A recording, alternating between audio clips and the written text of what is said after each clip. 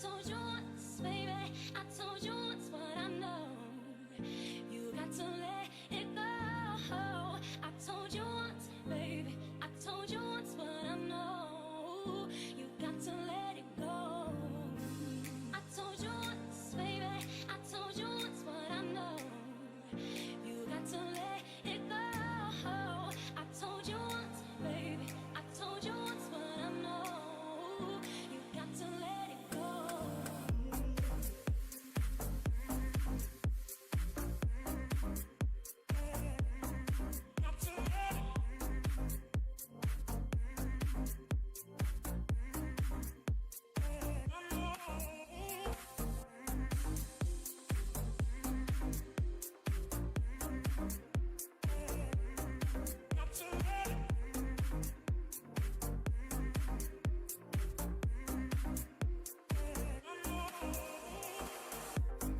told you once, baby. I told you once what I know. You got to let it go. I told you once, baby. I told you once what I know. You got to let it go.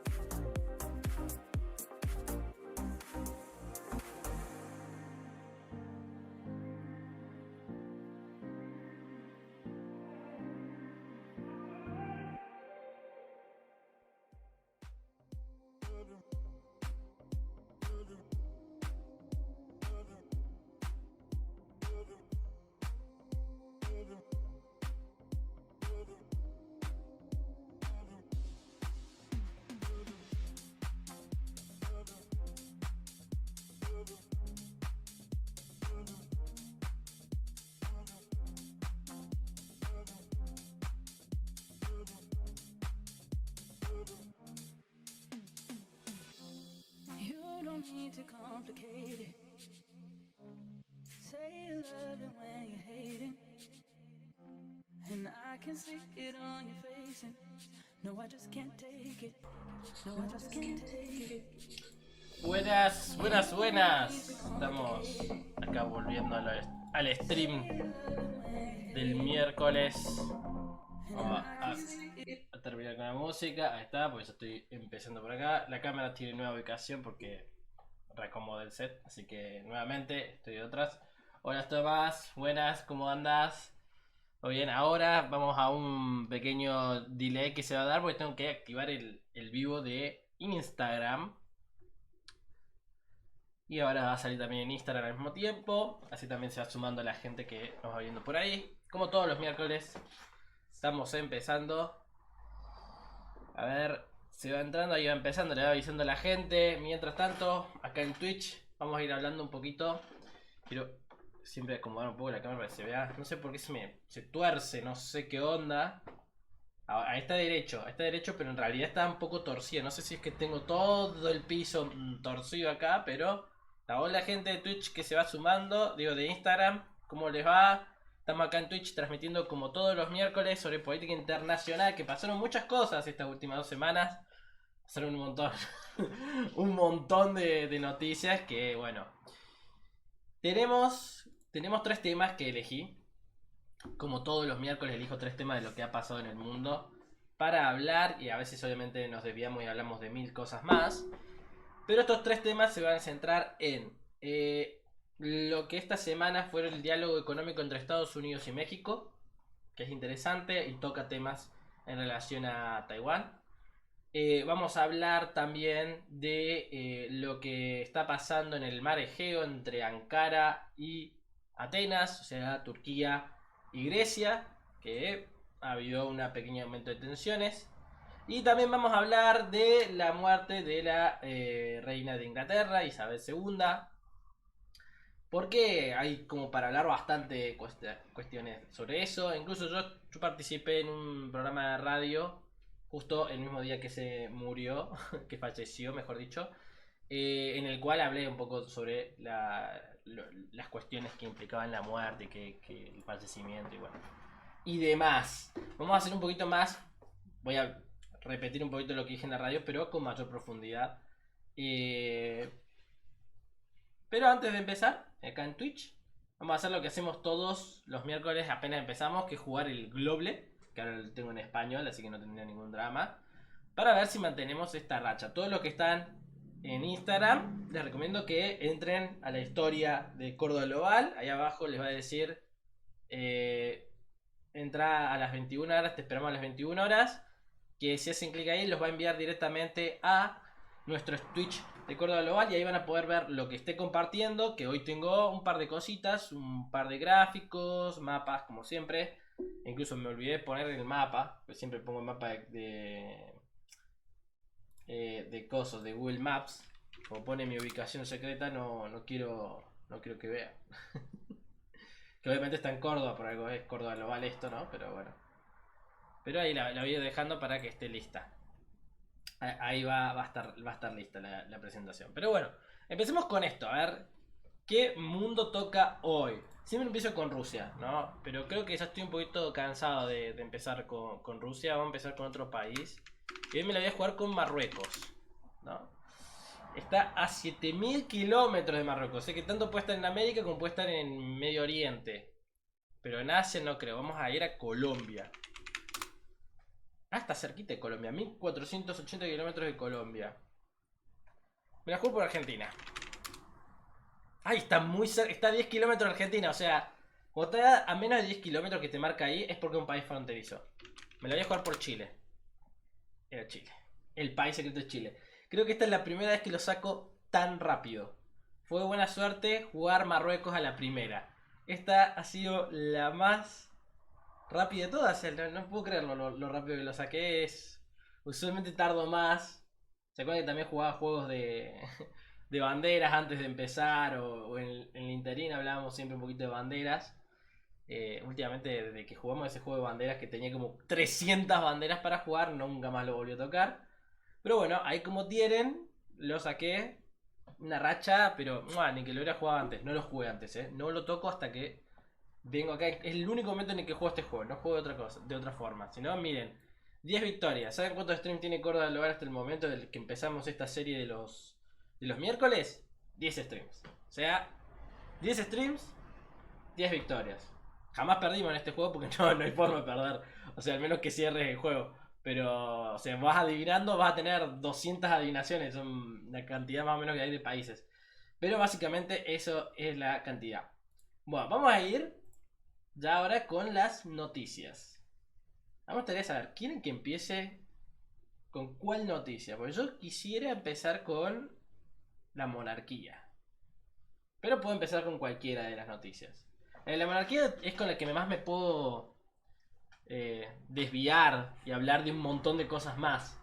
Porque en realidad, bueno, voy a tomar como detonante lo de la monarquía inglesa, pero vamos a hablar un montón de cosas. En realidad yo le englobé como una idea de las monarquías en Europa. Hablar un poquito de qué está pasando. Vamos a pasar a este modo donde sale de mi carita en Twitch. Si quieren, pueden escribirlo ahí, che, en comentarios en Instagram o en Twitch diciendo, me gustaría que empiece hablando sobre Europa, la monarquía, sobre Turquía y Grecia, o México y Estados Unidos, que están en un nuevo diálogo económico. Eso es muy importante en realidad, sobre lo del diálogo entre Turquía y Estados Unidos y México, porque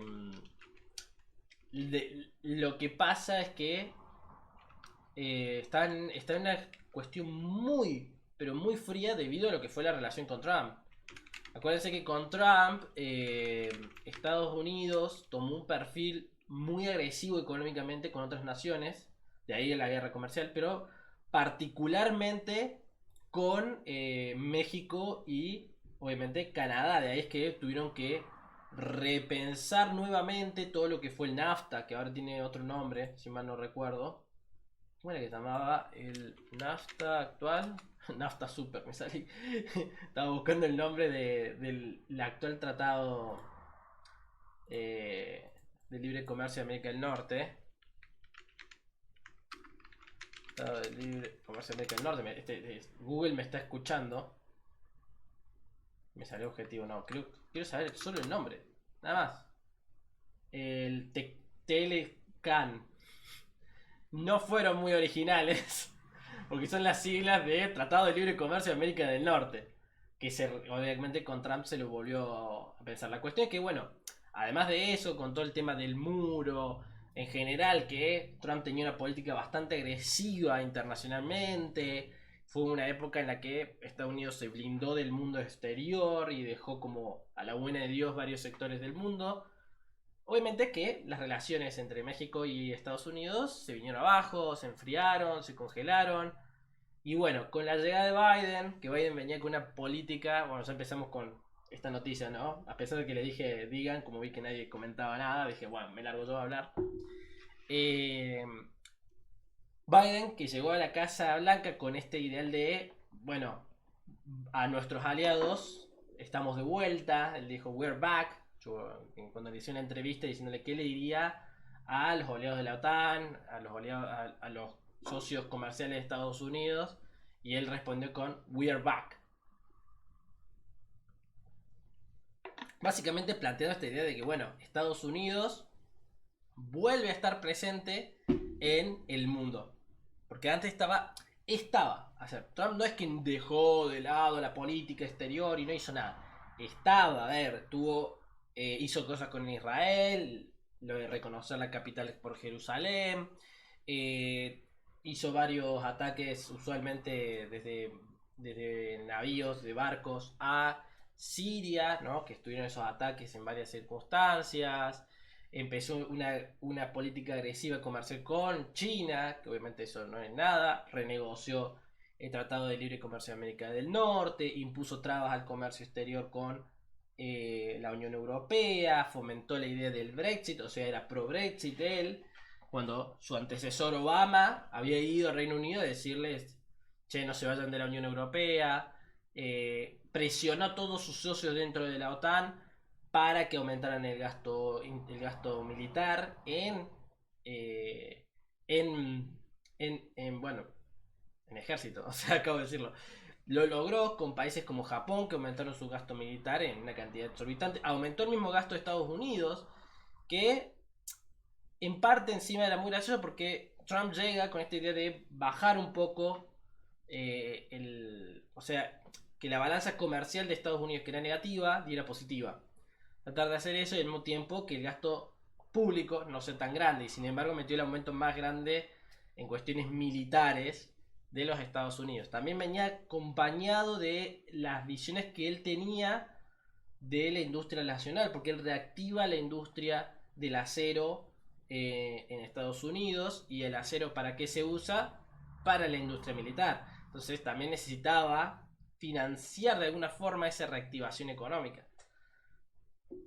¿Qué pasa? Bueno, llega Biden, y acá está el tema, Biden cuando llega al gobierno, obviamente que en su campaña siempre fue elaborar esta visión de soy lo opuesto a Trump, o sea, yo me alejo de esta visión proteccionista, era como más liberal. Sin embargo, al llegar al poder no retira la mayoría de las políticas económicas de Trump. Varias políticas se mantienen hasta la actualidad, varias en cuestiones locales, de crecimiento de economía local, porque algo que sí reactivó fueron varias industrias que venían en decadencia en el interior de los Estados Unidos.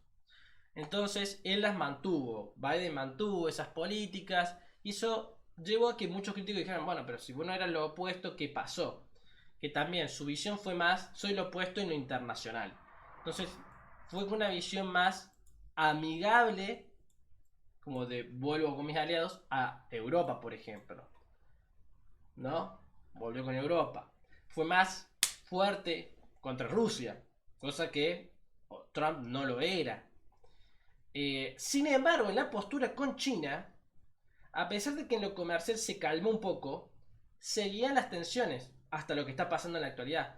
Y además vino la pandemia en la mitad, bueno, fue un gran drama. Y ahora vivimos una situación de tensiones por todos lados. Están incrementando las tensiones, chicos, en una situación muy peligrosa porque en cualquier momento se puede dar la muerte de un archiduque, por así decirlo. O sea, la gota que rebalsó el vaso.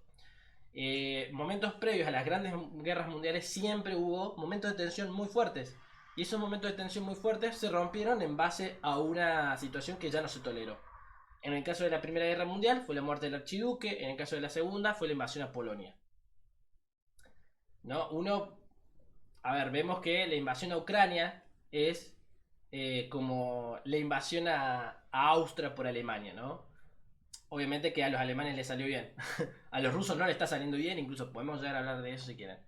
La cuestión es que con todo lo que está pasando, la economía mundial, que ya venía en la recesión, porque usted tiene que empezar, a partir de 2008, con la recesión de la burbuja inmobiliaria en los Estados Unidos, se habla de una crisis que se viene pateando, una crisis económica mundial que se viene pateando, pateando, pateando. Ya ahí todos los estados que estaban creciendo económicamente empiezan a desacelerar.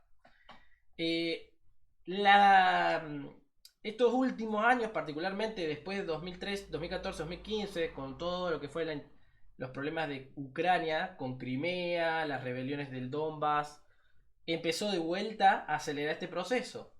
La llegada de Trump con la guerra comercial empieza a acelerarlo más. Y ahí en el final del gobierno de Trump, en el último año, pandemia. Y la pandemia liquidó toda la situación y actualmente ya estamos en una recesión gigantesca. O sea, ya todo el mundo está en una recesión generalizada. Europa está en recesión. Estados Unidos está en recesión. Rusia está en recesión a pesar de que no lo muestra tanto. China está en recesión a pesar de que no lo muestra tanto. O sea, no. A ver, ¿qué es lo que pasa con Rusia y China? Son países que están tan autoritarios hacia adentro que elaboran los datos para mandar al exterior y mostrar una situación diferente. Es por eso que yo te digo, a ver, el COVID se llama COVID-19, haciendo referencia al año en el que surgió, 2019. A ver, y China lo anunció realmente el primer día del 2020. Como que, che, ya no puedo manejar esta epidemia que estoy teniendo hacia adentro. O sea, y durante todos esos meses antes, China se mantenía musarela, no decía nada. No se sabía qué estaba pasando en musarela, si mal no recuerdo, en septiembre de ese año, en 2019, se habían expulsado a todos los periodistas extranjeros del país, por lo que la gente no sabía lo que estaba pasando. Por lo tanto, a ver, China dice que la epidemia apareció en diciembre. Y hay otras personas que te van a decir, la epidemia empezó antes. La cosa es que China lo estaba tapando y no quería que saliera. Bueno, pasa lo mismo con la economía. China tiene una visión de economía proyectada y armada. Tiene PBI proyectado y diseñado. Y el Estado se tiene que encargar de que toda la infraestructura se arme y se dé para que se llegue a ese objetivo de PBI. Por eso es que hacen cosas al palo, van con toda, porque la plata llega, tal, se pone, se hace para que el PBI dé. Y el PBI da. Eso lleva, obviamente, a que a la larga termine generando recursos que no son necesarios. Y si no son necesarios, esos recursos se desperdician. Y al desperdiciarse, ese crecimiento que generaste después desaparece. Porque ya no se usa. Entonces, desaparece esa actividad, ¡pum! La economía cae. Y es lo que le está pasando ahora a China. Creo que lo habíamos hablado la semana pasada. El problema con China es que es el principal exportador de productos del mundo, básicamente. Exporta un montón. Entonces, su comercio es clave. Y ahí entran varios productos que están relacionados encima con Taiwán, que son los semiconductores. Los semiconductores se hacen con los materiales minerales de lo que se llama tierras raras. Principal país que tiene ese tipo de material mineral es China, o casualidad. Taiwán es uno de los grandes productores que ahora está como es el núcleo de las tensiones en las últimas semanas, debido a que Estados Unidos se puso más activo a la hora de apoyar a Taiwán, sumada a que Xi Jinping, en una situación económica que se le está viniendo abajo, porque el crecimiento económico de China, que no paraba desde los 90, empezó a caer y está en sus tasas más bajas desde que empezó el crecimiento. Entonces tiene que buscar otra salida para distraer un poco la situación, porque ya tuvimos en el año pasado, si mal no me acuerdo, que fue la quiebra de la recesión de pagos de una de las inmobiliarias más grandes de China, que de ahí, bueno, que viene esa recesión económica tan fuerte en China, sumada a esta tensión y al aumento del gasto militar que está teniendo China, porque obviamente si aumentas el gasto militar, te necesitas de dónde sacar la plata para aumentarla. Bueno, Sumado que Estados Unidos, bueno, se está metiendo en la situación, está metiendo las tropas, pero Estados Unidos se encuentra con esta particularidad. Su principal socio que produce semiconductores está ahí. Está complicada la situación con Taiwán. Entonces, ¿qué se le da? Bueno, Estados Unidos trabaja mucho con algo bastante asentado, que es América Latina o América del Sur y América Central, las da por sentadas, son influencias suyas. Lo cual sí es realidad, porque hay una geografía que le favorece. Sin embargo, no ha tenido muy buenas políticas de proyección hacia todo el continente, más que nada centrándose en América Central y México. Y cuando ya te vas pasando Venezuela, la situación se empieza a poner un poquito más compleja, porque con Brasil y Argentina ahí en el medio, su influencia no llega a ser tan fuerte, excepto podríamos decir en los 90 tuvo una influencia muy fuerte porque estábamos nosotros con Menem y teníamos una relación bastante cercana a los Estados Unidos. Pero en general, Estados Unidos con la región hacia el sur ha sido bastante complicada en este lado del siglo. La cuestión es que en esta situación vuelve al diálogo con México para reforzar sus relaciones comerciales. De ahí viene el DECAN, que es el diálogo económico de alto nivel, ¿no? O diálogo económico que es la C, la A era de... Ahora no me va a salir de qué era, a qué hacía referencia la C y la A. Pero son los diálogos económicos de alto nivel. De alto nivel de... ¿Por qué no me pone... ¿Por qué se llaman DECAN? No, pará, DECAN, dije DEAN.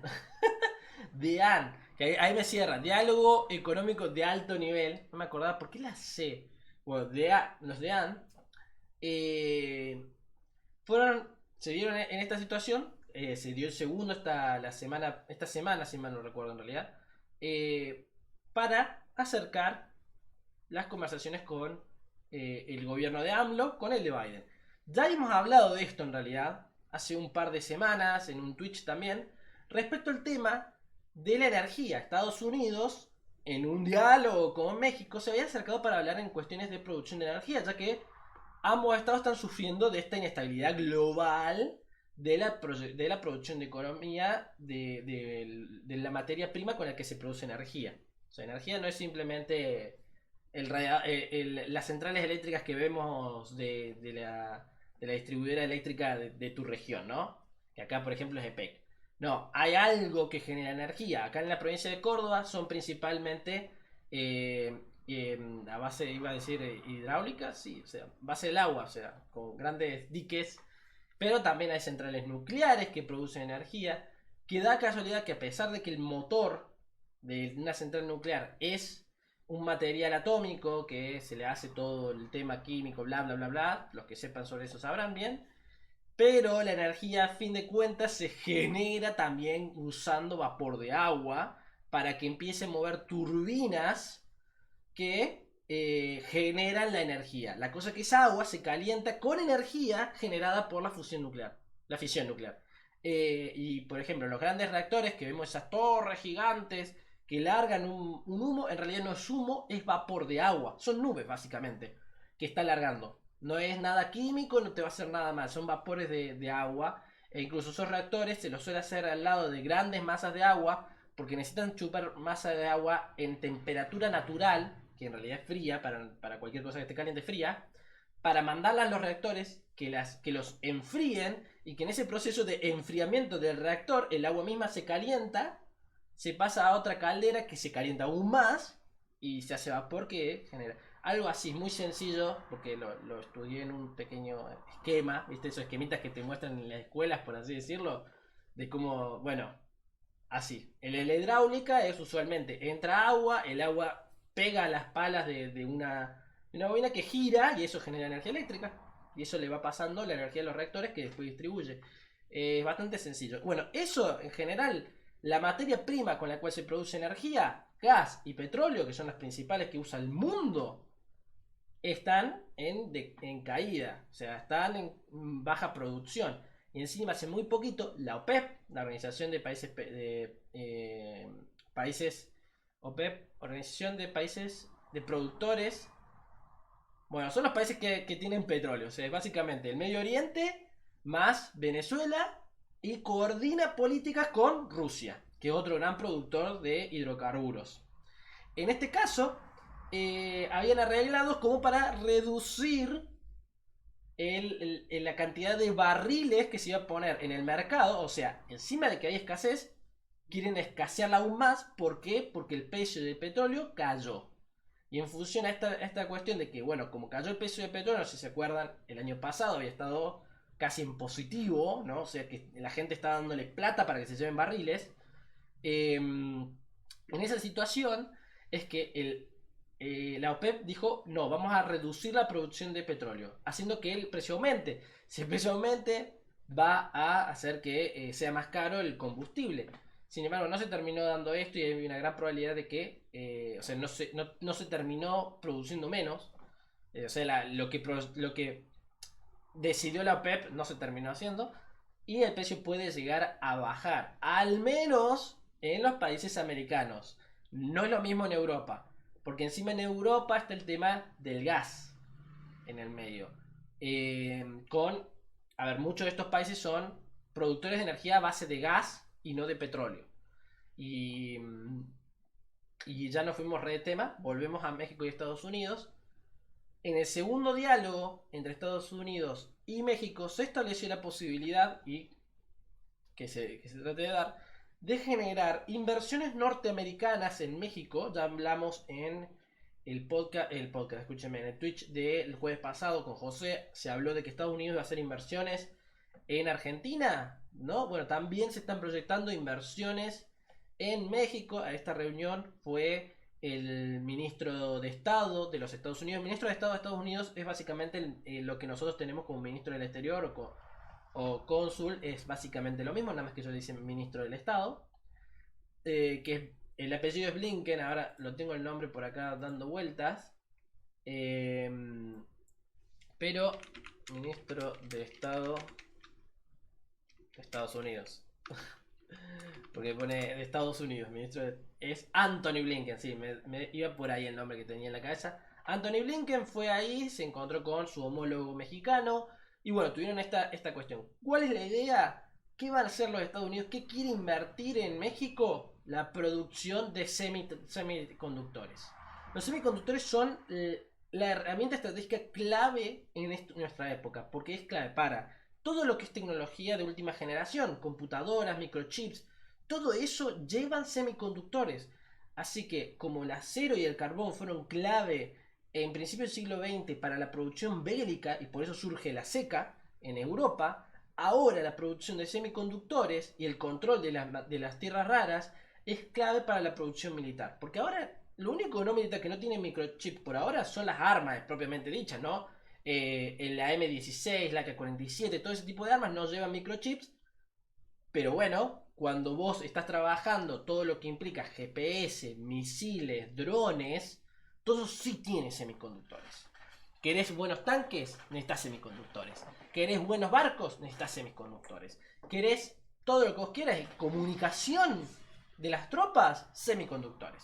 Entonces, tenemos ese elemento clave de la política internacional. Estados Unidos, bueno, busca de asegurarnos a México como un socio productor de semiconductores.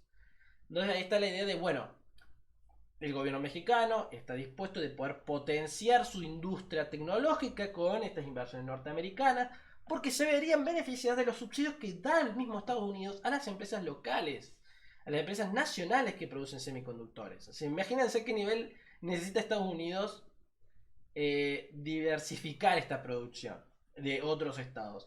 Y México, a pesar de que tiene un gobierno socialista, porque AMLO no es particularmente un capitalista, sí o sí se tiene que ver forzado a tener una relación amistosa con los Estados Unidos, debido a la cercanía territorial más que nada. Países que están más lejanos, como Brasil o Argentina, tienen una mayor capacidad de poder decirle que no a los Estados Unidos, debido a que no existe esa cercanía territorial. Pero también pasa lo mismo entre Brasil y Argentina. Es difícil que entre esos dos estados se digan que no por la cercanía, a pesar de que lo han hecho, ¿no? Bien, eso básicamente en lo que es la noticia de Estados Unidos. En realidad está todo hablado, está todo charlado, pero todavía no está dicho del sí, el sí del todo. Esta idea también está en generar más interdependencia entre Estados Unidos y México, que es algo que ya el TECLAN lo trata. ¿TECLAN? TECLAN sería porque al final es Tratado de Libre Comercio de América del Norte. TECLAN, sí. TECLAN. Eh, ya se trata esto de generar interdependencia entre los estados de América del Norte para que la situación no escale a un conflicto real. Bueno, eso es básicamente el tema sobre México y Estados Unidos. AMLO también está en esta política de querer mejorar la industria local de México. Así que, bueno, le va como anillo al dedo la situación.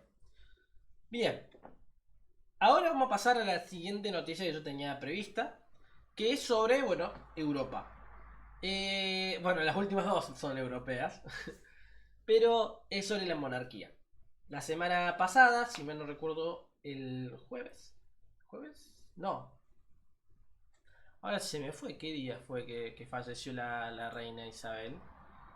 Eh, se me refue. Mira, ya me sale por todos lados. ¿Cuándo es que el 21? No, ese fue el día que nació. Estoy leyendo cualquiera. Eh, busqué. Acá está, a ver. El 8 de septiembre, sí, o sea, fue la semana pasada. Fue el jueves, sí, el jueves de la semana pasada, ¿ves? Lo tenía bien. El jueves de la semana pasada falleció la reina de Inglaterra. A ver, no era solamente reina de Inglaterra, era de todo el Reino Unido, ¿no? Tiene varios títulos, incluso vamos a hablar un poquito sobre los títulos, porque es muy interesante. A ver, nosotros desde América somos como bastante de América Latina, América en general. El hecho. El hecho de pensar en título es como una. ¿Qué títulos? Los títulos nobiliarios en América no tienen validez. No hay validez, o sea, al menos en Argentina, en la Constitución está establecido que los títulos nobiliarios no tienen validez, no son válidos acá. Que vos podés ser rey de cualquier país europeo, pero si venís a Argentina, al menos que vengas con este título de monarca, porque el título de monarca lo que tiene es que es un cargo diplomático, ellos son empleados públicos en cierto punto, desde el momento en que nacen, trabajan para el Estado, porque son los monarcas de ese Estado. En función de esto, si van a un Estado, vienen a Argentina. Bueno, pero voy en título de monarca, entonces es un diplomático más para el Estado. Se le dan todos estos tratamientos normales, pero por pura tradición y cortesía diplomática. En sí no tienen validez. E incluso cuando un monarca dice me quiero ir de vacaciones, porque bueno, tienen vacaciones los monarcas también, me voy de vacaciones y se quieren ir a un país americano a irse de vacaciones, vos no les podés decir ni tratarlos como monarcas, no su majestad o lo que sea, porque son ciudadanos normales cuando vienen a un país americano. Esa particularidad que pueden ver es, por ejemplo, cuando Guillermo, el rey de Holanda, ¿no? Con su esposa, que es de acá Argentina, vienen a Córdoba de vacaciones, ellos vienen en título de ciudadanos, y son ciudadanos más, porque acá no se les reconoce eso, que ya lo debo haber dicho como 40 veces. Pero bueno, hay una particularidad en lo que es los títulos. Porque vamos, por ejemplo, en el caso de la reina Isabel. Isabel tenía un par de títulos, varios títulos, que algunos de ustedes dirán, no se joda que eso es un título. Sí, porque uno dice, bueno, está el dicho de no hay monarquías en América. Sí hay monarquías en América. La cosa es que nosotros no las tomamos muy en serio, porque la verdad no tienen un poder y están muy asociadas a Europa. Pero sí hay monarquías. Acá está, títulos quería buscar. Bien, no son muchos los de Inglaterra, la verdad. No son tantos como yo hubiera imaginado en un momento cuando investigué la primera vez. Pero tiene unos tantos que uno puede pensar y hay algunos que son muy de tradición. Porque, por ejemplo, aparte de los reinos de Inglaterra, Escocia, Gales e Irlanda del Norte, tiene otros territorios. Porque, por ejemplo, es reina de Canadá. Canadá es una monarquía, parlamentaria obviamente, pero es una monarquía. Igual que Australia, pero en Nueva Zelanda no lo es. Aparentemente, porque acá no figura. Pone un ETC, así que seguramente lo es.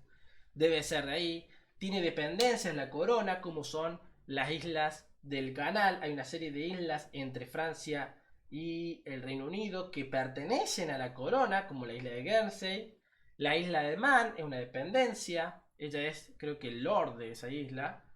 Y no pertenecen enteramente al Reino Unido. Obviamente que las gobiernan, pero no son del todo. Todavía mantienen el ducado de Normandía, a pesar de que es un territorio francés. Tienen el título.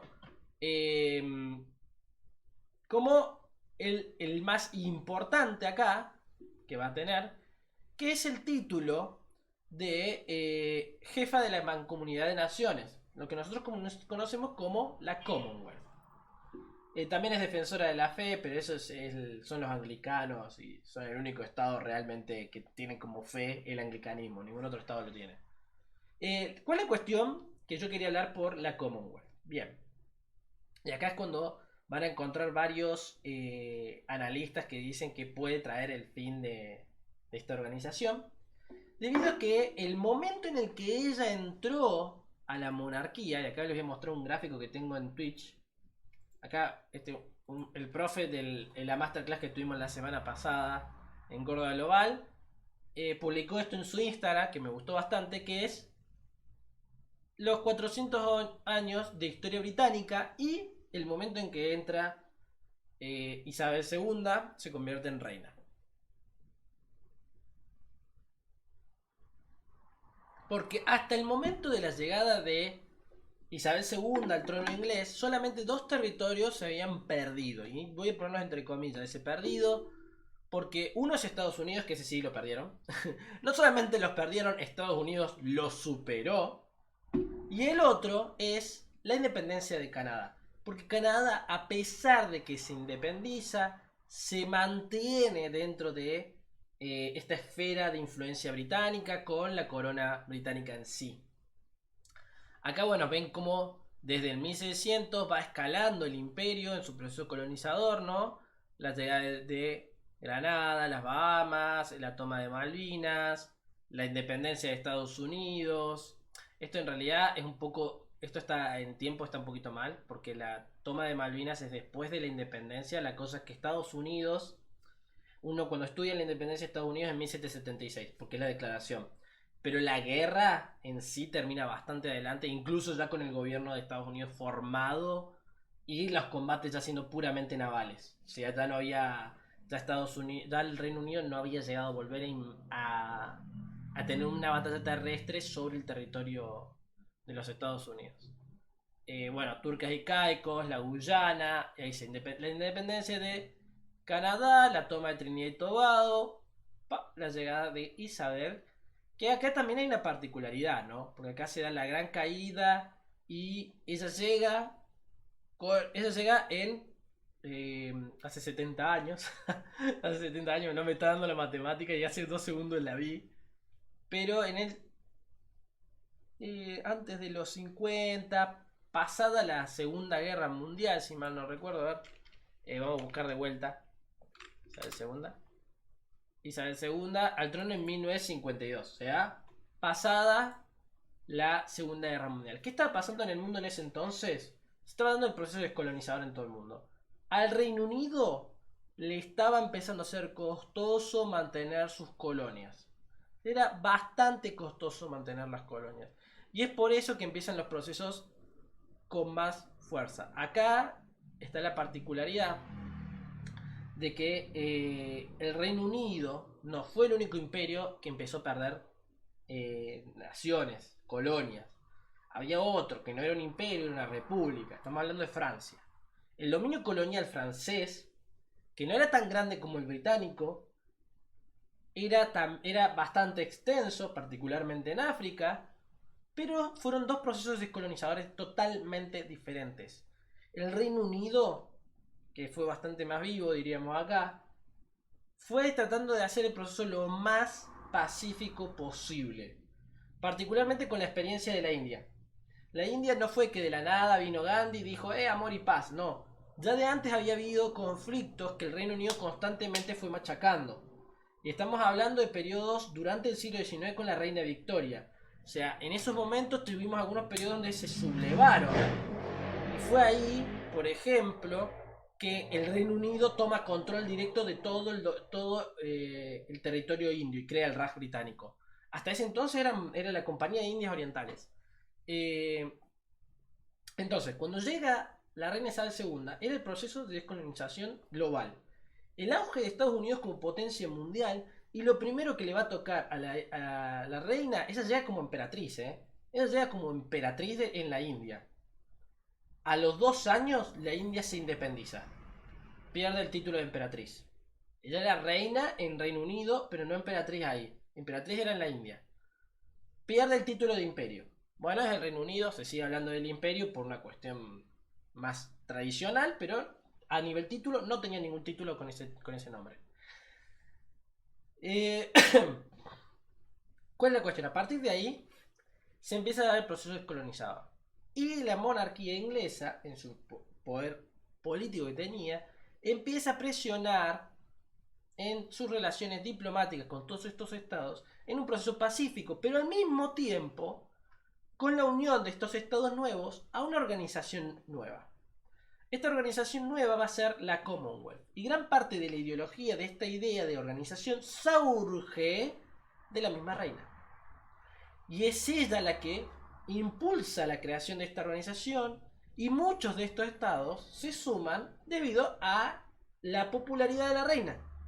La reina era bastante querida y era bastante hábil en esto de la política con las colonias, con las ex colonias. Entonces se fueron sumando y se creó esta Commonwealth. Muchas discusiones dentro de la Commonwealth se plantearon en función de qué pasaría posteriormente al fallecimiento de la reina, ya que se había planteado esta cuestión de qué pasa con el título de jefe de la organización, porque en la carta fundacional no está establecido de que ese título sea hereditario por la monarquía inglesa, ¿no?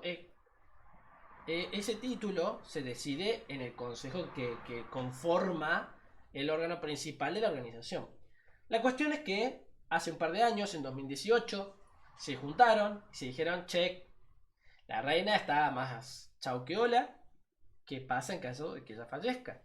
Y se terminó decidiendo que tome la jefatura de la organización su heredero. En este caso, Carlos III tomó la jefatura de la Commonwealth.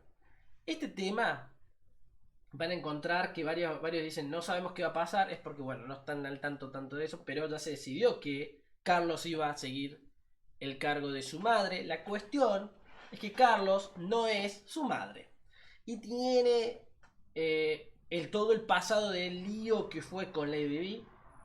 Tiene un pueblo que no lo apoya tanto como era a su reina y tiene una situación de que no tiene tanta experiencia como su madre en la política internacional, debido a que su política, a pesar de que él, todos dicen, va a trabajar ahora con 70 años, ¿no? Él ya estaba trabajando, porque toda la corona trabaja, a ver, su hijo Guillermo está trabajando, todos trabajan de eso, el único que ahora no trabaja de eso es Harry, porque renunció a todo eso. Entonces, ¿cuál es la cuestión acá? Es que ahora este monarca, que evidentemente su mandato va a durar poco, porque ya es un hombre entrado en muchos años, tiene 70 y pico, como mucho le van a quedar 20 años de gobierno, y su hijo, ¿qué? ¿Cuántos años tiene? Tiene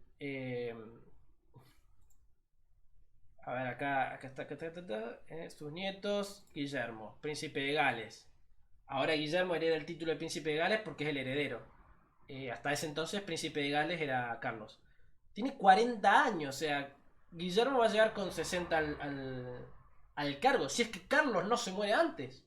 Puede llegar con 50, puede llegar con 45, puede llegar con 41, porque su padre, Carlos, está grande. Ah, mira, 1982. Nació un año después que mi hermano. Datazo. Eh, la cuestión acá es que, bueno, ¿qué va a pasar? ¿Qué va a pasar con esta situación? A mí me hicieron una pregunta bastante particular en la radio, que es, ¿qué pasa con el tema de Malvinas? Bueno, Malvinas es una dependencia de la corona británica, ¿no? Va a mantener ese título, se va a mantener exactamente igual. Lo que es más importante para nosotros respecto a Malvinas es que el Reino Unido se haya ido de la Unión Europea. Porque cuando estaba dentro de la Unión Europea, la Unión avalaba todos sus conflictos. O sea, vos tenías un conflicto en tal territorio, toda la Unión Europea te apoyaba en ese conflicto. Cuando el Reino Unido se retira, bueno, tenés ese conflicto, ya no te apoyamos tan fácilmente. Se ve en realidad también en gran parte por el tema de Gibraltar con España. ¿No? La Unión Europea empezó como a presionar de, bueno, y acá Gibraltar, ¿qué onda? Gibraltar es español para nosotros. ¿Eh? Ahora toda la Unión dice Gibraltar es español. Bueno, ahora la Unión Europea no se declara tanto en el tema de Malvinas porque, a ver, el Reino Unido va a decir el principio de libre determinación de los pueblos, va a decir los británicos como quién quieren que los gobierne, mientras que nosotros nos apoyamos en esta cuestión más legal respecto, porque tenemos un apoyo de parte de las Naciones Unidas y los registros de que la población está insertada. Las islas originalmente no tenían población, toda la población fueron siempre puestas por naciones externas,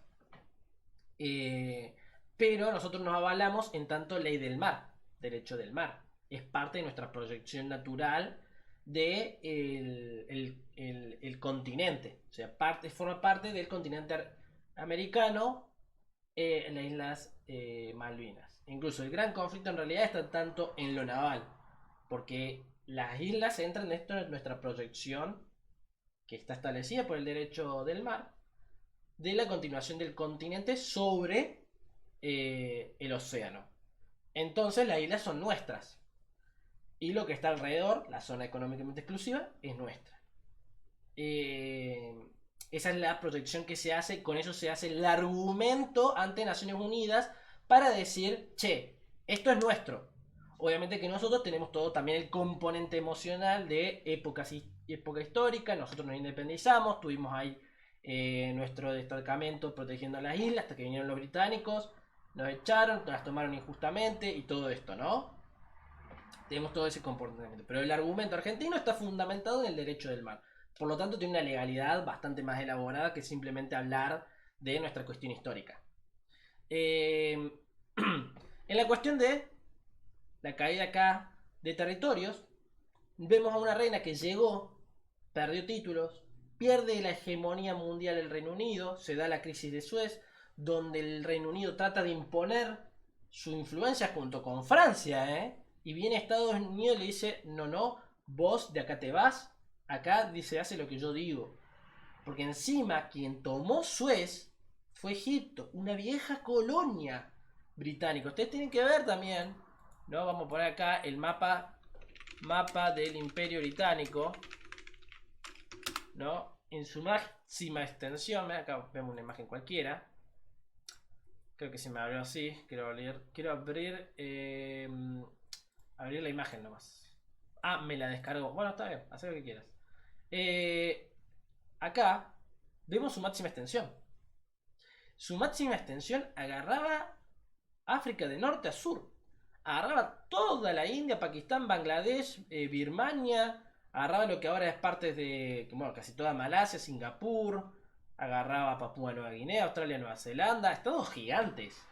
Entonces, Egipto, vieja colonia, le quita el canal de Suez que los británicos construyeron. Fueron como una deshonra para los británicos. Entonces, esto estaba bastante mal visto y su decadencia no fue cada vez más que caer, y pudo mantener el poder con la Commonwealth. Con esta influencia, en gran parte cuando se va de naciones de la Unión Europea, es como, bueno, me voy de la Unión Europea, no importa, tengo la Commonwealth. La Commonwealth funciona como esta idea de nación más favorecida. Entonces el Reino Unido se dice, bueno, pero yo tengo otro estado donde puedo comerciar con este estado de nación favorecida. igual, a ver, comerciarle a Nigeria, a Sudáfrica, a la India, no es lo mismo comerciarle a Francia o a Alemania.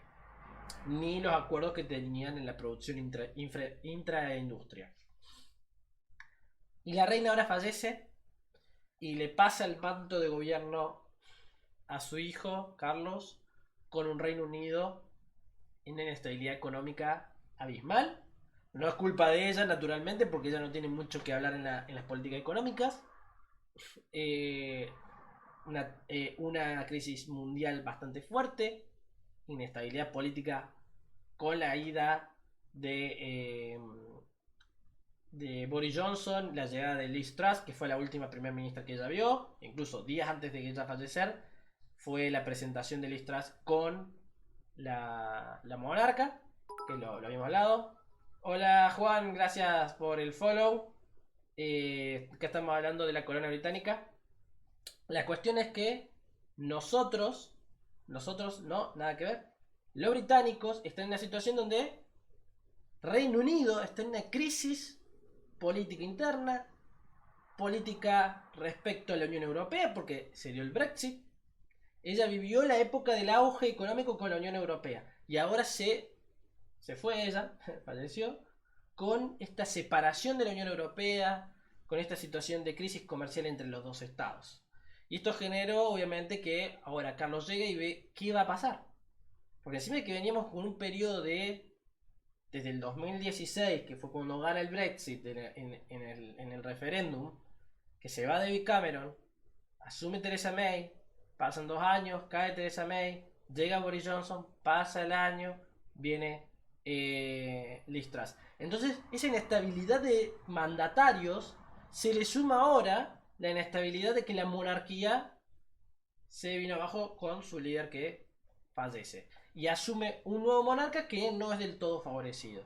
E incluso ahora lo que todo el mundo espera es de Guillermo. O sea, prefieren más a Guillermo que sobre Carlos por justamente toda esta visión que tienen con todo el escándalo que fue con Lady Di. Y encima que ahora se están mostrando muchos videos de cómo está Carlos en estos primeros días, que se lo ve como alterado, que por ejemplo el otro día se subió un video de él que está poniendo la fecha, pone mal la fecha, se mancha y se enoja y tira todo y sale. Después el otro día estaba viendo que él tiene con muchos, es un noble, es esos típicos nobles que nosotros vemos que son, que tienen un montón de requerimientos para hacer absolutamente todo. Bueno, así es Carlos, por ejemplo. Que eso la diferenciaba de su madre, por ejemplo. La madre no era así y Carlos sí. Como él va a un país y antes de ir a ese país empiezan a enviar cosas que quieren que Carlos esté en su habitación antes de que él llegue, como fotos de sus familiares, ¿no? Es un monarca raro, por así decirlo. Bueno, esto en respecto a la monarquía inglesa. Pero ¿qué pasa? ¿Esta es la única monarquía que hay en Europa? No.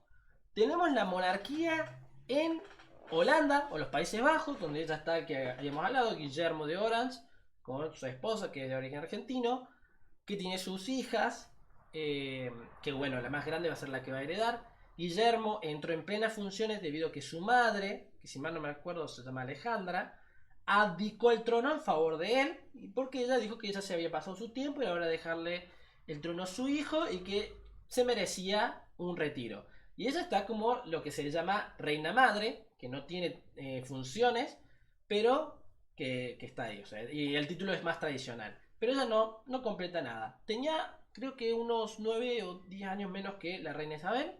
Y era la reina de entonces. De entonces, Guillermo de Orange maneja, es el monarca del país y tiene esta visión más de, bueno, el monarca en ese país presenta como el discurso de sesiones en el cual, bueno, presenta lo que el Estado debería seguir en objetivos respecto al mundo.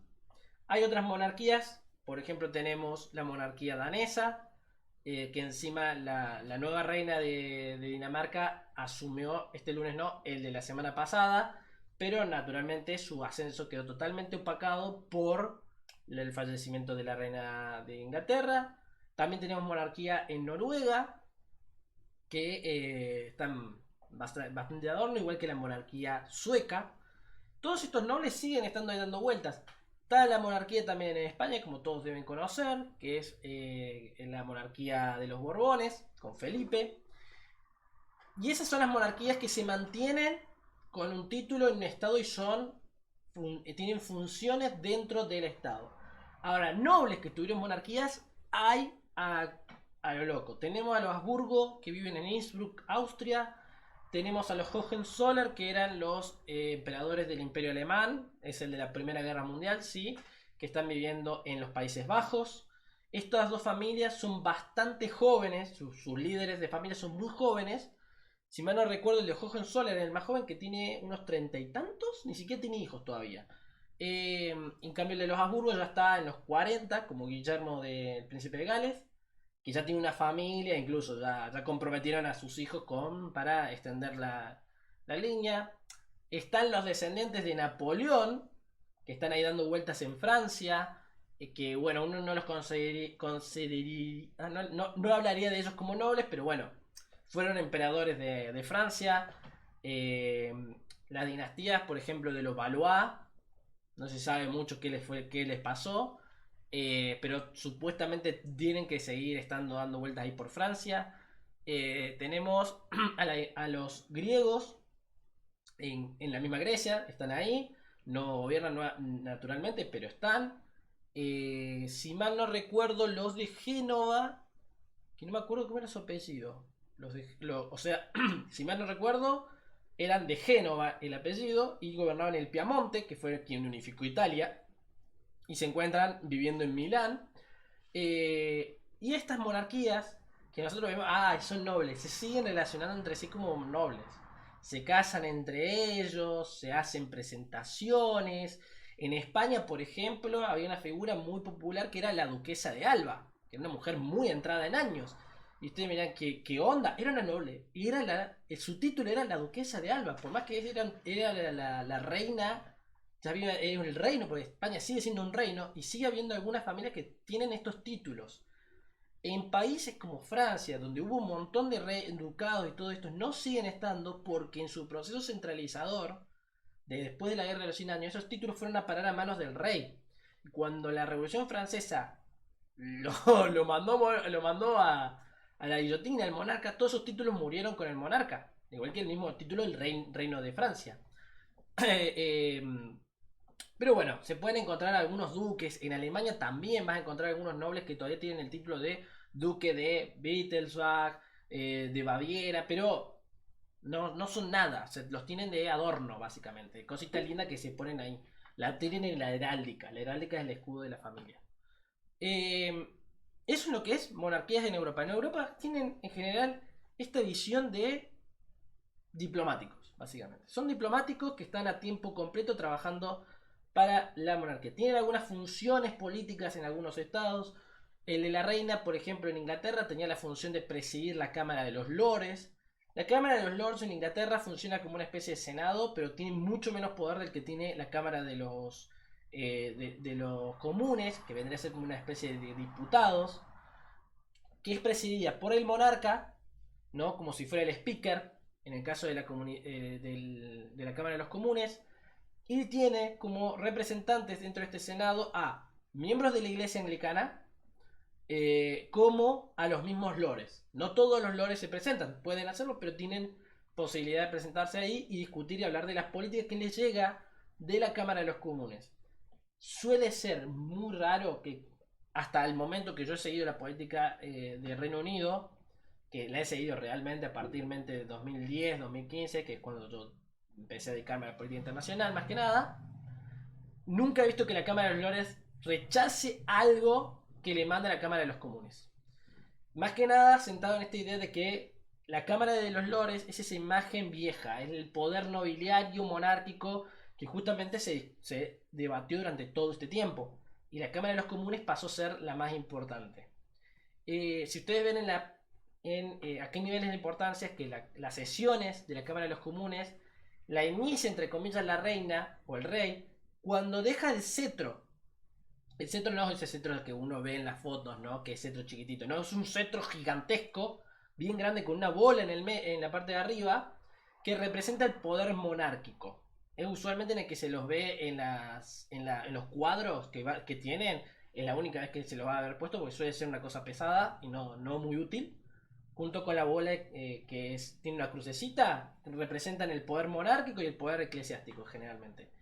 Eh, esa, mm, ese cetro, que cada monarca tiene uno propio, va y se lo cede a la Cámara de los Comunes y se lo pone en la mesa. Tiene una mesa grande, la Cámara de los Comunes, y se lo pone ahí. Eso representa que el poder monárquico está en esa Cámara. Y ahí es que tiene este poderío de hablar. Y el speaker, que es básicamente el que modera, que en las repúblicas suele ser el vicepresidente, ¿no?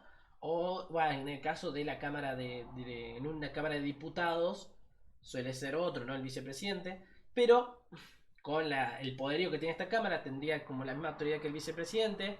Y es una figura bastante relevante. Cuando fallece la reina, las sesiones estaban activas. Por lo tanto, la Cámara tenía el poder monárquico de la reina. Entonces se llama a la Cámara, todos tienen que ir, viene una delegación de la corona, se presenta ante el speaker con todo porque es como una especie de noble, por así decirlo, pero no lo es, tiene toda una tradición de hablarle, y le informa de que la reina, la que ya acaba de fallecer, ha dictado su última orden, que es el requerimiento de su cetro monárquico para que le acompañe en su féretro. Entonces tienen que retirarlo, el speaker se tiene que ir y acompañar el cetro hasta donde, hasta el féretro de la reina, básicamente, donde lo ponen. Ahora que debe estar de viaje a Londres, creo, si no es que ya llegó, porque las distancias son chiquitas y tendría que estar en Westminster. Está el ataúd, la corona de la reina y el cetro. Después todo eso se va a donde se los entierra y también se los entierra con esta figura. Por eso cada uno tiene uno propio. No estoy dando mucha atención al Instagram, pero si a los que entran, a los poquitos que están entrando ahora por Instagram, se pueden sumar al Twitch. El enlace está en nuestra bio o en las historias de Instagram, lo van a ver. Por acá estoy compartiendo un grafiquito que está bastante bueno. Bueno, eso como para que tengan una idea de las monarquías en Europa. Siguen estando, no son tan relevantes, incluso uno que siga las monarquías, particularmente estas monarquías que no están en funciones, ¿no? Es porque le interesa el cholulaje, o sea, todo lo que es la fama, porque estas monarquías están muy metidos en esto de la farándula, por así decirlo, a veces, no siempre. Pero es como se hace una gran gala en París, vas a ver algunos nobles, viejas familias que se presentan ahí. Incluso si mal no recuerdo, no me acuerdo si lo había visto en un canal de YouTube que ve de crímenes o de estafas, de una familia nobiliaria francesa, de vieja data, había caído en un esquema así de estafas donde le robaron miles de euros, miles de millones de euros, y era una familia nobiliaria de hacía antaño, de hacía muchísimo. Y cayeron en esa cosa. No me acuerdo bien, lo vi hace un montón. Vamos a la última noticia. Y ahora sí vamos a traer mapita de Europa, como siempre. La última noticia que tengo para mostrarles, que ahí vieron mis apuntes rápidamente, tengo mis apuntes para... que es Turquía contra Grecia. Grecia contra Turquía. La Hélade contra la Anatolia. Bien, hace no mucho, y por hace no mucho, hace 2 días, Erdogan denuncia a los griegos diciendo de que están amenazando la seguridad de Turquía porque estuvieron ¿cómo se llama? A ver, apuntando misiles antiaéreos contra aviones turcos que sobrevolaban el Egeo y acusó al reino griego, al gobierno griego, de estar militarizando la región con artillería y con emplazamientos antiaéreos. Grecia dijo, nada de esto pasó. O sea, no es verdad, no hicimos nada de eso. Pero bueno, las acusaciones están y está aumentando la tensión en la región, naturalmente. Tenemos una Atenas y una Ankara que están agresivas por esta región. ¿Cuál es la importancia acá? En esta región pasó lo de la crisis migratoria, chicos. Ustedes acuérdense que acá está la isla de Lesbos, que es esta de acá, donde está no sé en qué quedó porque se quemó, el centro de refugiados más grande de Europa se encontraba en esta isla. Grecia había sido acusada varias veces de que no estaba manejando muy bien la situación de los migrantes. Grecia usó esta situación como herramienta política contra la Unión Europea para que le habilitaran fondos posteriormente a lo que había sido su crisis, la crisis griega, ¿se acuerdan? Que fue allá por 2008, debido a la crisis global que hubo, pasaron muchas cosas. Y está todo atado. Entonces, bueno. Pero ¿cuál es la cuestión de acá de que ustedes miren? Bueno, la crisis se está dando en una situación donde ya tenemos la guerra de Ucrania, que encima ahora Rusia está en pleno retiro. Ucrania retomó la región de Charkov, que es una de sus ciudades más importantes. Si mal no recuerdo, incluso es la más poblada. Se está dando un aumento de tensiones en Taiwán. Se está dando con aumento ahora en Grecia. ¿Y saben cuál es lo más preocupante? Es que todos estos conflictos que yo acabo de nombrar tienen un registro histórico de relaciones complicadas. Ucrania con Rusia, cuestiones complicadas. El Holodomor a principios del siglo XX, por ejemplo, ¿no? Que fue la gran hambruna que Rusia básicamente le hizo hacer a los ucranianos por las reformas agrarias que habían hecho. China con Taiwán, la guerra civil china, ¿no? Y como China está constantemente reclamando Taiwán, como Rusia reclama en cierta parte Ucrania, pasa lo mismo entre Turquía y Grecia. Naciones que han tenido una relación complicada. Grecia a cierto punto es la heredera de lo que fue el Imperio Bizantino allá en la Edad Media. Y cuando se da la decadencia otomana a en el siglo XIX, Atenas es una de las naciones que busca salir y se independiza en la guerra de independencia griega. No logra independizarse en esta totalidad de territorio, solamente se reduce a esta península, pero después, con ya la declive total del Imperio Otomano y las guerras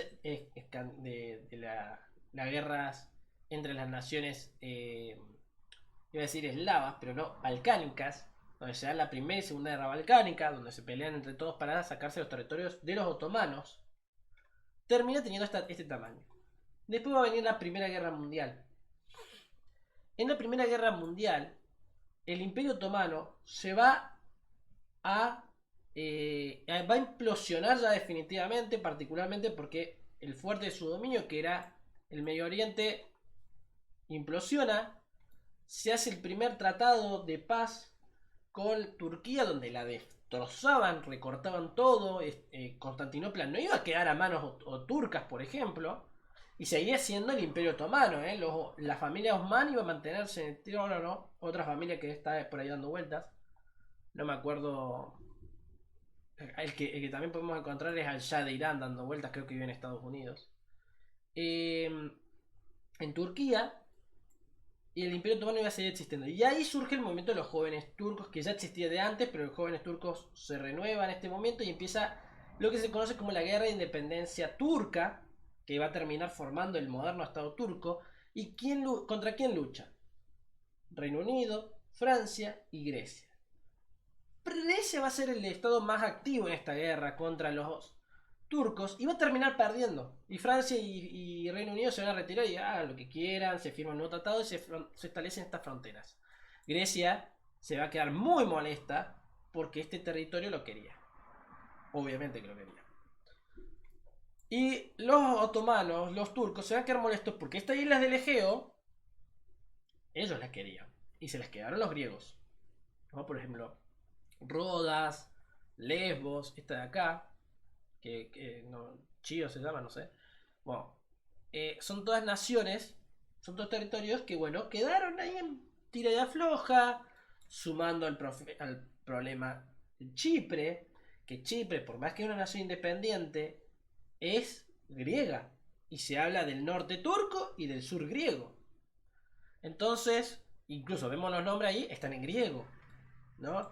Y es aún más complicado porque miren los líos fronterizos que hay. Esta zona de acá es la zona de buffer zone, por acá nadie pasa. Pero tenemos que dentro de la zona turca hay regiones que son griegas, zonas dentro de la griega que son turcas, y bueno, es un lío. Entonces tenemos este conflicto acá, y ahora esta tensión que se aumenta acá, y encima las dos naciones son parte de la OTAN.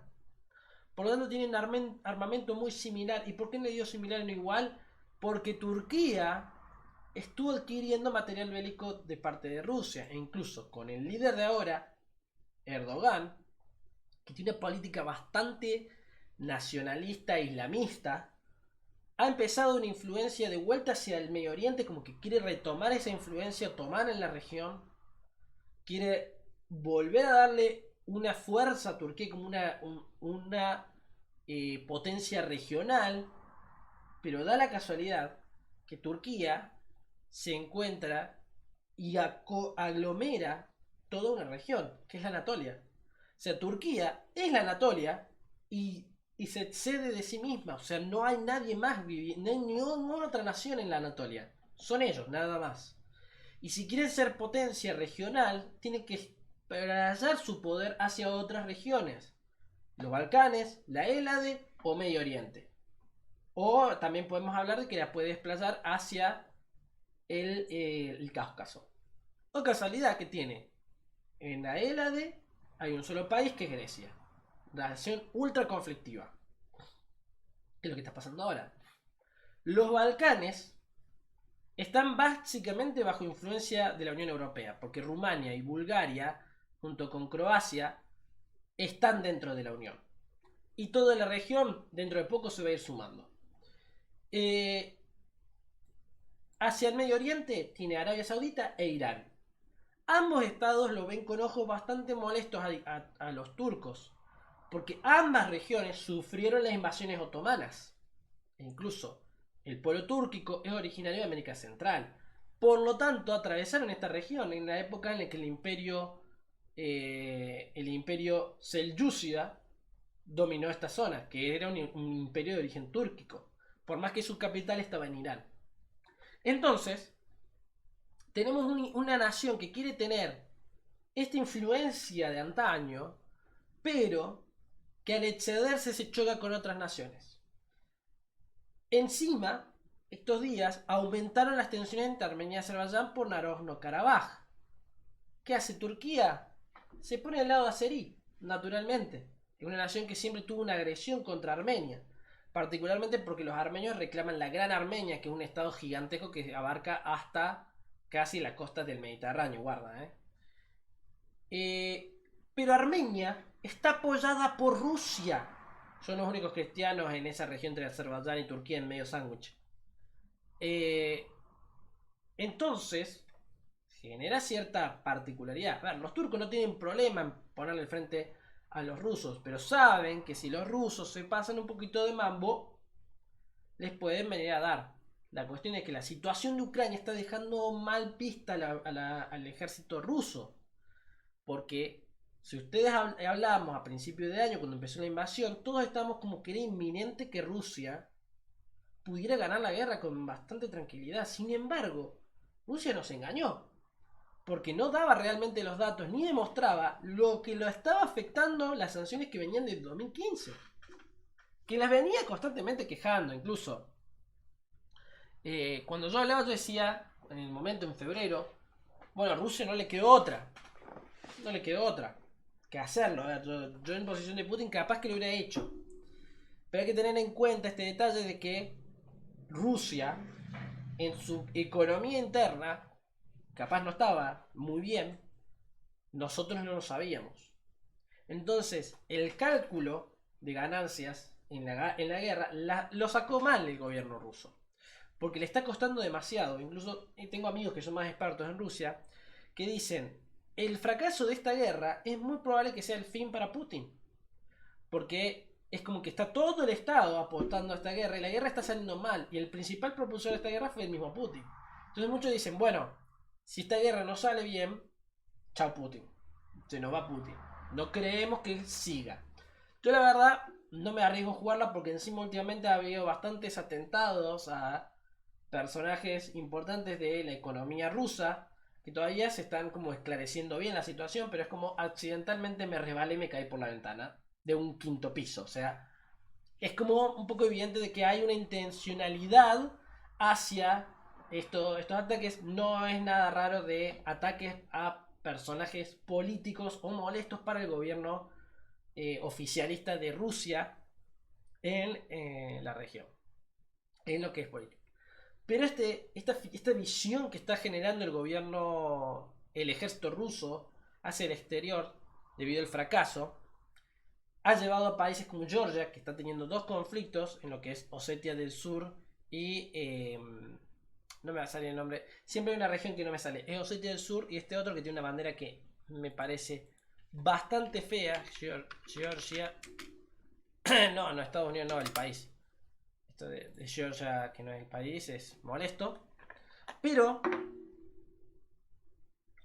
para los que están en Instagram, síganos en Twitter, que ahí estoy mostrando mapas y gráficos y van a poder verlos mejor.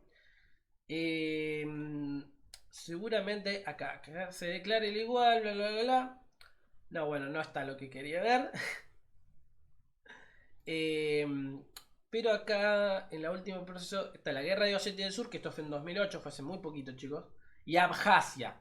Entonces, tiene estos dos conflictos entre Osetia del Sur y Abjasia con Rusia. Entonces, esto generó que Georgia empiece a movilizar de vuelta sus tropas, porque ve a una Rusia que está debilitada. Entonces, va a poner sus tropas para volver a retomar estos territorios que no tiene control, por más que estén acá en la frontera. Georgia no tiene el control real de la región. Pero lo que se le critica también a Rusia es el tema de que no está poniendo todas sus tropas en el conflicto ucraniano. No está mandando toda la carne al asador, por así decirlo. Está mandando una parte. Y eso es lo que también se presenta como, bueno, hay una crítica.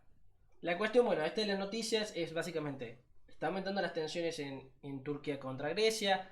Erdogan salió a decirle a los griegos diciendo no se olviden que hace un siglo, porque es más o menos un siglo, ustedes perdieron contra nosotros.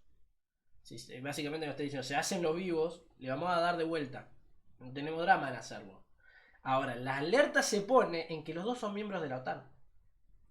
Entonces, si Turquía ataca a Grecia y la alianza es defensiva, ¿ante quién salta? Lo lógico sería pensar salta del lado griego. Pero la cuestión es que la alianza está pensada en que si atacan a un miembro, un estado ajeno. O sea, si Turquía es atacado por Rusia, ahí salta toda la OTAN. Pero si Turquía ataca a un estado miembro, ¿qué onda? Porque la cuestión está también esta visión de por qué Turquía o por qué Grecia tiene esa visión agresiva. O sea, ¿por qué por el lado turco? ¿Por qué los griegos apuntaron a nuestros aviones si somos aliados militares? Nosotros te vamos a atacar a vos. ¿Por qué los turcos sobrevolaron con cazas? Las cazas son los aviones de guerra. Las islas griegas. Si somos aliados, vos tendrías que hacer eso porque confías en que yo lo estoy protegiendo. En que yo estoy protegiendo esas islas. Y si yo veo un barco, un avión sobrevolando mi territorio, voy a desconfiar. Acá está una cuestión muy clásica de lo que es la política internacional y teoría de las relaciones internacionales. Realismo clásico, te voy a decir. Estas alianzas, como la OTAN, no van a durar. Porque esa inseguridad, esa incertidumbre de no saber qué vas a hacer, siempre está. ¿No? Y si se presenta esta cuestión, a ver, ¿qué pasó? Grecia salió a decir, nosotros no hicimos eso. En vez de preguntar, de decirle, ¿y ustedes por qué sobrevolaban mis islas? No preguntó eso. Lo único que faltaba decir, nosotros no hicimos eso. Y los turcos decían, mentira, ustedes lo están haciendo. Hay que ver bien, ¿no? Porque Erdogan también es una figura bastante polémica alrededor de él. Es lo que se conoce como un populista también. Entonces, es como para eh, que él pueda estar aprovechando esta situación de inestabilidad global para hacer un reclamo de los de ellos. La cuestión es que se olvida que él está en una alianza. Y ahora, obviamente los griegos apelaron a la OTAN, diciendo, che, un aliado me está amenazando. Entonces acá, cuando viene papi Estados Unidos y presiona, veamos qué pasa. Turquía es un estado clave, porque su ubicación es central para el control de los rusos. Si ustedes se acuerdan todo lo que fue la crisis de los misiles en Cuba, el negociado final de retiro de los misiles fue, bueno, yo los retiro de Cuba, vos retirarlos de Turquía. Para Turquía, para Rusia es como Estados Unidos, Cuba. Es el país que está cerquita ahí. Es el punto estratégico de su talón de Aquiles. Vos ponés cuestiones militares acá en Turquía, jodés a Rusia, molestás. Porque es su salida. Es lo que hablamos la vez anterior cuando hablamos del control del Mar Negro. Sí, el control del Mar Negro es hermoso y bonito y todo lindo. Pero no te olvides que para salir al comercio internacional tienes que pasar por Estambul, por los Dardanelos, por el Bósforo, pasar por esta región. Y acá se arma el problema.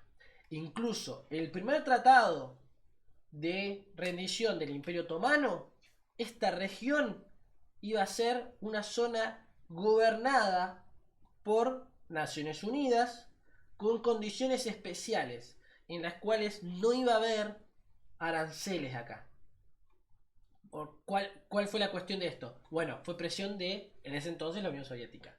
De, esto es mi única salida decente. Necesito que no haya aranceles. Necesito que nadie la controle. Necesito al menos controlarla yo. E incluso el primer proyecto, cuando empezó la Primera Guerra Mundial y el Imperio Otomano se metió, los rusos dijeron, ahora recuperamos Constantinopla, los zares. Ahora vamos a recuperar la segunda Roma. Pues yo era la tercera. Moscú es la tercera Roma. La primera es Roma, Constantinopla es la segunda Roma, Moscú la tercera. Bueno, ahora recuperamos cosas. Incluso las primeras charlas al principio de la Primera Guerra Mundial, en la que los aliados veían que decían que iban a ganar, era Constantinopla y la región aledañas para Rusia. Era así de simple. Para Rusia. Con el avance de la guerra y después la caída del Imperio Ruso, el territorio fue, bueno, se lo damos a la Sociedad de Naciones. O Administración Especial. Guerra de Independencia Turca, todo el lío, el desgaste bélico de los británicos y los franceses, la Unión Soviética que no se metía básicamente, terminó en manos turcas. La situación ahora de Rusia es la misma que antes. Salida al mar, imposible. Bueno, básicamente eso es lo que está pasando en el mundo, chicos. Las noticias a grandes rasgos, acá los que están en Instagram. Nos vamos despidiendo porque ya hablamos de todas las noticias en general. Súmanse el Twitch, que acá seguimos un ratito más. Así que nos vemos a la gente de Instagram. A ver, que acá se corta por acá. Finaliza. Bueno. Fueron un montón de noticias, chicos. Tuvimos una hora, casi media hablando de esto. Hay para hablar un montón, a decir verdad. Es un tema bastante interesante. Gracias, Ale. Muy bueno. Sí, es un tema para hablar un montón, particularmente la relación de Turquía, Grecia, los rusos ahí en el medio, Ucrania, bueno, todo lo que es. Encima las cuestiones históricas, uno a veces, a mí me han dicho esto, eso de historias pasó hace mucho.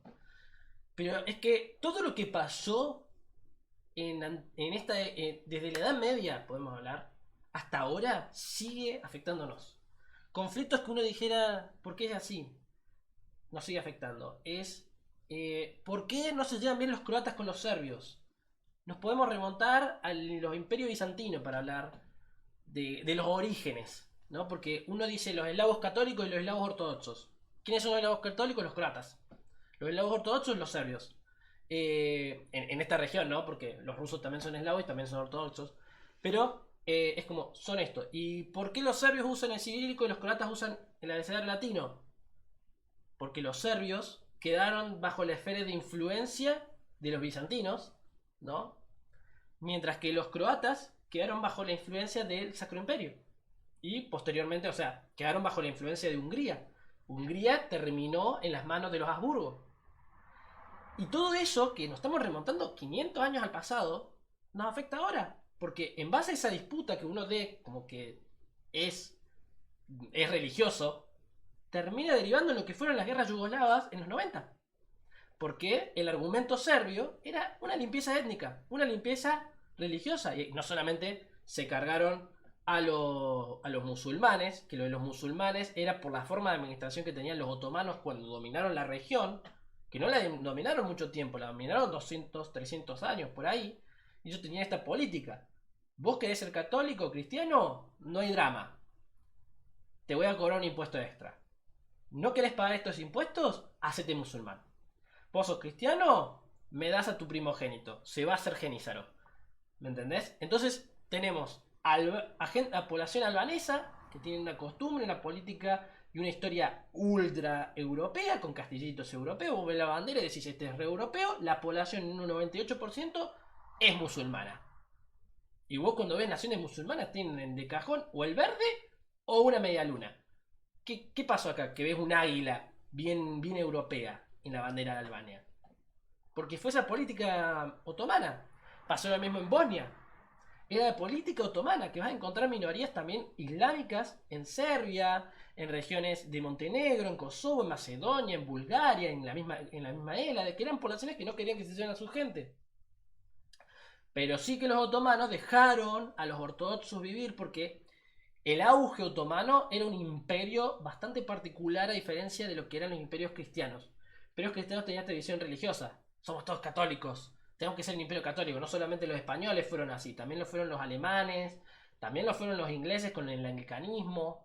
Los franceses fueron una cosa rara porque eran cristianos, pero de palabra, porque si tenían que hacerle la guerra al Papa se la hacían.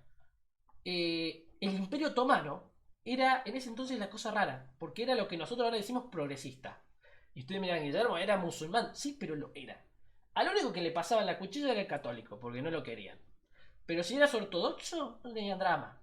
Si eras judío, no tenías drama. Te cobraban un impuesto extra, que era la dimi.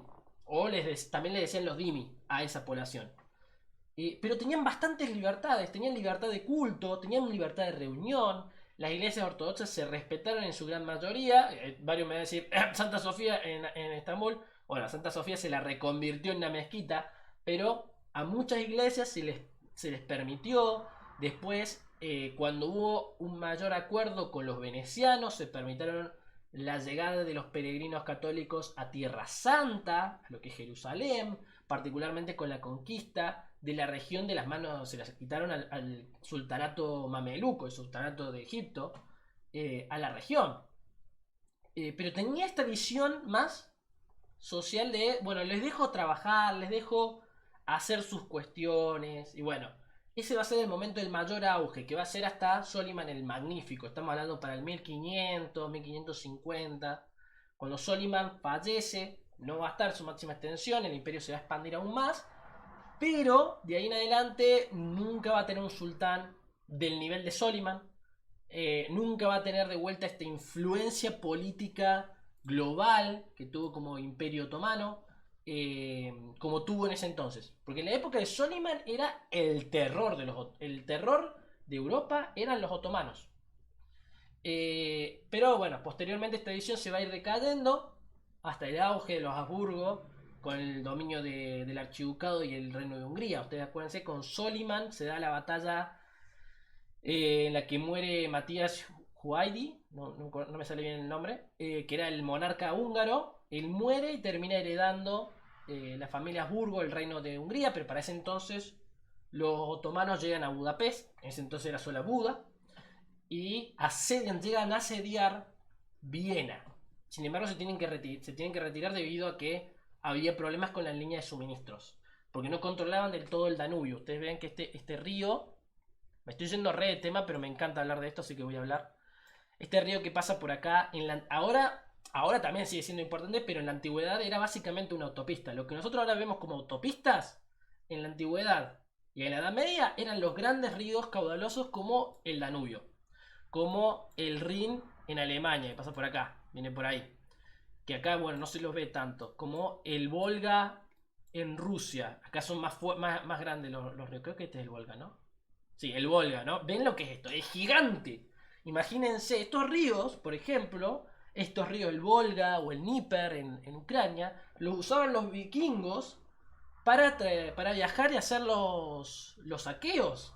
Y ustedes mirán, pero los vikingos están acá, ¿cómo llevan acá? Bueno, sus barcos, los Drakkar, eran lo suficientemente livianos, por así decirlo, como para transportarlos por tierra con ruedas. Se le instalaban ruedas y los transportaban pequeños trechos para poder desembarcar en otro río más importante y seguir navegando y a seguir atacando. Lo hicieron en el Dnieper, lo hicieron en el Volga, particularmente en esta región, porque varios de estos ríos van a parar en estos grandes lagos rusos. Entonces, bueno, los tomaban como grandes autopistas.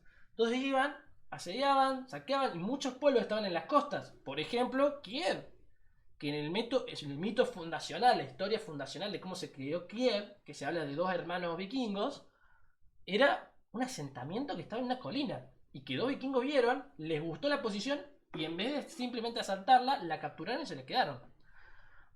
De ahí que, por ejemplo, entran en contacto con los bizantinos, los vikingos, y se crea la Guardia Varega. Era la guardia de élite de los romanos orientales.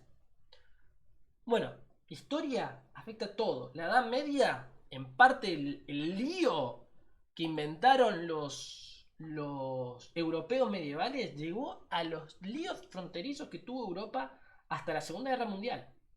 Esos conflictos fronterizos se mantuvieron y se dieron. Vamos a países como Andorra, tiene una estructura de gobierno que recién se modificó en 1993 con la nueva constitución, la cual se declaró como un coprincipado parlamentario. Y cuando vos ves cada vez decís, ¿cuándo existe este coprincipado? Y el coprincipado existe desde el 1030. O sea, en el 1030. Y esa ley no se modificó, se mantuvo y siempre se la manejó porque, a ver, funciona, ¿para qué la vamos a cambiar? Se la mantuvo, bueno, y pasa en un montón de lugares. España, por ejemplo, cuando uno habla de los movimientos nacionalistas como que están surgiendo ahora en Cataluña, como fue el movimiento en el País Vasco, ¿no? Y que ahora están surgiendo en varios lugares, ¿sí? Me digan, ¿por qué España tiene estos movimientos ahora y por qué no los tuvo antes? Bueno, te tenés que remontar a una forma de gobierno que nos afectó a nosotros en Argentina, porque esa forma de gobierno la manejaban ellos acá, que recién la modificaron con la reforma borbónica finales del siglo XVIII, que no es mucho tiempo para un Estado, es acá nomás. Y esa reforma fue tan perjudicial para regiones como el País Vasco o Cataluña que empezaron a generar malestar social. Ese malestar social desencadena en movimientos socialistas, porque siglo XIX, básicamente, siglo XIX, movimientos socialistas que surgen por todos lados, que derivan en la llegada de Franco al poder, que no fue particularmente una persona que permitía a los diferentes movimientos centrarse, mantenía una visión muy arcaica de la identidad nacional española. Digamos que durante la Guerra Civil Española llamó a una cruzada, pleno siglo XX, nadie se lo tomó en serio, obviamente. O sea, cruzada cristiana en contra del socialismo. Y hay pósteres de eso, busquen en pósteres, Guerra Civil, Franco. Yo sigo moviendo el mapa y ustedes no lo están viendo ahora que veo. Pero Guerra Civil Española cruzada. Porque lo había visto, fue como delirante. Mira, se lo voy a mostrar porque acá hay un par de imágenes, ¿ven? Este es el póster que les digo. O sea, salió en esa época, no se adjudica tanto a quién, pero es como la cruzada contra el socialismo durante la Guerra Civil Española. Hay un montón más de estos carteles. Era la época de los pósteres como política, como comunicación política. Y acá, en este momento, es cuando surge toda la idea de la comunicación política. Se la empieza a trabajar, incluso si ustedes estudian comunicación política ahora, va a estudiar un montón sobre esta época. Y se van a comer un par de carteles nazis en el medio, pero bueno, ellos fueron como los padres de la comunicación política que tenemos ahora, que en realidad también fue redescubrir un poco lo que era la comunicación política del Imperio Romano, con el descubrimiento de los restos de la ciudad de Pompeya y poder recuperar todo lo que tenían, que si mal no recuerdo fue a principios del siglo XX, que se descubre todo esto, se encuentra que en esa época se usaban no pósteres, pero sí pinturas y frescos en las paredes haciendo anuncios políticos. Entonces se hablaba de los candidatos locales para que la gente, el ciudadano romano, pueda ir a votar. Ustedes tienen que tener en cuenta esto porque es bastante importante entender como, bueno, esto fue antes de Cristo, porque la erupción del volcán fue antes de Cristo. No, fue después de Cristo, porque fue la dinastía Juliana. Fueron los primeros César. Y ya estaba Tiberio al mando cuando nace Cristo. Y eso fue... No, estaba Augusto cuando nace Cristo. Y fue Tiberio cuando se da la crucifixión de Cristo. O sea, sí, fue en época después de Cristo, pero ahí no más. Porque fue la primera dinastía en la que se da la explosión, en la que se entierra esta ciudad. Entonces tenemos la época imperial romana. Se daban cuestiones democráticas y había comunicación política. Y cuando uno ve eso, y después ves lo que hacen los comunicadores políticos en la previa de la Segunda Guerra Mundial, por decir, es lo mismo. Es lo mismo, se maneja ese tipo de comunicación que ahora nosotros estamos reinventando con la época digital. Me fui de tema. Pero como para ustedes se den cuenta, la historia es importante en todo lo que queramos explicar. En todo. En todo lo que queramos explicar porque nosotros heredamos constantemente todo lo de atrás. Nosotros, siglo XXI, seguimos en nuestra mente con Malvinas. Y eso ocurrió en el siglo XIX. Está bien que hubo una guerra en el 20, ¿no? Y tenemos muy en vivo esa guerra. Pero el conflicto empezó en el 19. Entonces, la reclamación siempre está. Se hizo seria en el 20. Porque digamos que en el 19 estuvo la Organización Nacional. Pero en el 20 se dio esa afianza. Y es muy probable, no muy probable, te lo aseguro, que esa reclamación, si no se resuelve, mis hijos y mis nietos van a seguir teniendo esa visión.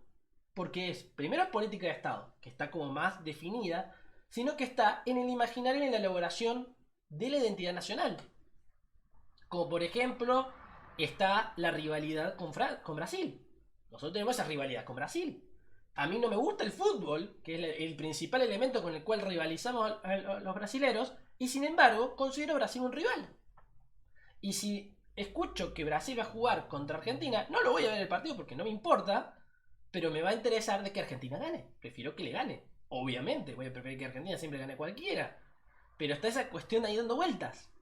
Y eso son por cuestiones políticas que se van elaborando a lo largo de la historia. Porque la rivalidad Argentina-Brasil no empezó en el fútbol. Empezó con el dominio por la provincia por Uruguay. Y las guerras que se llevaron en el medio. Una guerra que ganamos nosotros y que los brasileños van a decir que ganaron ellos. Y que Uruguay va a decir en ambas salimos nosotros independientes. Sin embargo, somos las dos naciones hegemónicas en las cuales siempre hay conflictos. Tenemos conflicto en la actualidad con el Mercosur, que no se respeta bien. Tenemos al presidente que tiene un signo político contra el nuestro. Y siempre va a estar esa situación. Y encima hace poco hubo un atentado a la vicepresidenta y, oh casualidad, el tipo era brasilero. Obviamente que vive desde los 90 en Argentina, tiene de brasilero solamente el nombre, pero el loco es de Brasil. Entonces todos que decían en los medios, es de Brasil. Y la verdad es que vivía hace tanto en Argentina que el loco no tiene más nada de brasilero. Pero bueno, es como para ustedes tener una idea.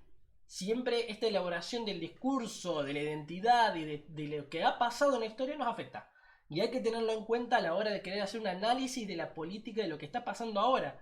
Porque las cosas no vienen, porque si no, Putin no se levantó un día y dijo, ¿sabes qué? Vamos a invadir Ucrania. No. En el imaginario de los políticos rusos está esa riña de que Ucrania fue nuestra. No, Ucrania fue nuestra. Es nuestra zona de influencia. No la podremos dominar directamente, pero es nuestro patio. Es nuestro patio del frente. Y nosotros creíamos que había un cerco. Y resulta que no había ningún cerco allí. Y la Unión Europea entró de una. Bueno, chicos, me pasé, me quedé hablando de más. Así que los voy a ir dejando. Nos vemos la semana que viene a la misma hora en el Twitch para hablar de los temas que hayan pasado durante la semana. Por ahora no los tengo muy definidos, pero vamos a ir viendo qué va pasando. Mañana José seguramente va a estar hablando sobre política nacional de Argentina y ahí van a poder hacer un poquito más de hincapié. Nos vemos la semana que viene.